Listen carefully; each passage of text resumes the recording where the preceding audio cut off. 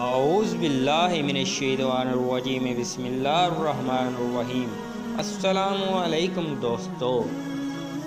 اللہ تعالیٰ نے جب حضرت آدم علیہ السلام کا پتلا مبارک بنایا تو اللہ تعالیٰ نے تمام فرشتوں کو حکم دیا کہ حضرت آدم علیہ السلام کے پتلے کو سجدہ کرو، تو سب نے سجدہ کیا سوائے شیطان مردود کے۔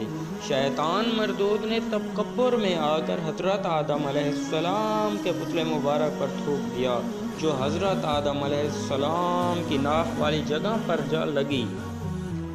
تو اللہ تعالیٰ نے حضرت جبرائیل علیہ السلام کو حکم دیا کہ اس مٹی کو نکال کر پھینک دو، چنانچہ اس مٹی کا کتا بنا دیا گیا۔ کتا انسان کا اتنا وفادار اس لیے ہے کیونکہ مٹی حضرت آدم علیہ السلام کے جسم کی تھی، اور ناپاک اس لیے ہے کہ اس پر شیطان کا تھوک لگا ہوا ہے، اور رات کو کتا جاگتا اس لیے ہے کہ اس پر حضرت جبرائیل علیہ السلام کے ہاتھ لگے ہوئے ہیں۔ تو پیارے بھائیوں، اگر ویڈیو اچھی لگی ہو تو لائک کر دیں۔